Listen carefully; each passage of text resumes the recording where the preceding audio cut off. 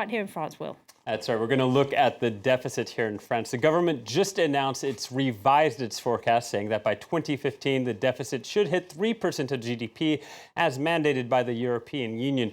The EU already granted France a 2-year delay to hit that target. Now, this comes as Prime Minister Manuel Valls is under pressure over plans to cut 50 billion euros in spending. Today, he met with PMs from his own party who want the proposal amended. Delano de Souza has more. The French Prime Minister is under pressure from within his own party. Certain socialist lawmakers want Manuel Valls to amend his plan for proposed spending cuts of 50 billion euros. They'd like to see a reduction in cutbacks to the poorest. We support the structure of the economic plan on the whole, but we think that for purchasing power, and especially for the poorest or retirees, and those dependent on government support, we'd like to protect their spending power. Manuel Valls faces a tough balancing act. France is under pressure from the European Union. It's already been granted a 2-year extension to bring the country's deficit to under 3% by 2015. On the other hand, he must also jumpstart the French economy, growing at a sluggish pace with an unemployment rate of around 11%. François Hollande's Responsibility Pact announced in January also risks being delayed. The French president had promised to cut payroll taxes by 30 billion euros in order to push job creation. The Responsibility Pact that will come into effect in 2015, it's directed at big companies. Can it come into effect for smaller businesses in 2015 and for big companies in 2016?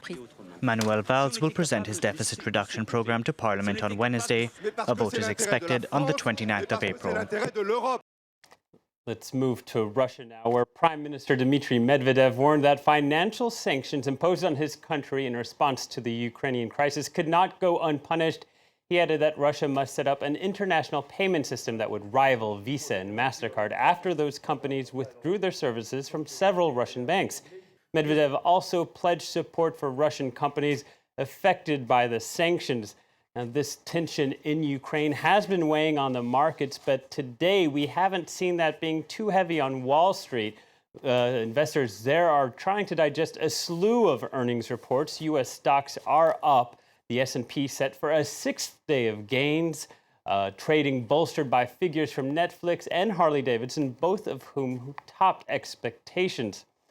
So let's take a quick look now at 2 of those earnings. The world's second biggest fast food chain missed expectations. McDonald's said profits dropped 5.2% for the first 3 months of the year. Earnings fell 4% to $1.21 per share. The company wants to strengthen its menu offerings and is focusing on stabilizing its key markets, including the U.S., Germany, Australia, and Japan. Also posting results was Comcast. Impressive first quarter results that said net income was up 30% for America's largest cable operator.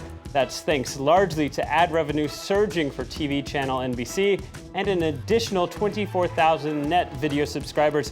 The company is still waiting for approval from U.S. regulators over its $45 billion bid in February to acquire the second largest U.S. cable operator, Time Warner. And Tesla Motors made its first delivery in China. The U.S. manufacturer handed over 8 all-electric sedans at a launch event in Beijing. The company plans to build a nationwide network of charging stations and service centers as soon as possible. It's a venture that could cost hundreds of millions of dollars. Let's head to Bolivia now, where it's been announced the minimum wage will be raised by 20%. President Evo Morales announced the move Monday following talks with trade unions. The increase is well above inflation, which was just 6.5% last year. The move has been welcomed by the trade unions, but harshly criticized by the Employers Federation, who said they had been bypassed in the negotiations. The minimum salary for public and private sector workers now goes up to 156 euros. That's it for me now. I'll be back in 1 hour with the latest business news. Back to you, Laura. William, thank you very much indeed. Well, do stay with us here on Pulse 24. Much more to come, including web news, which is next.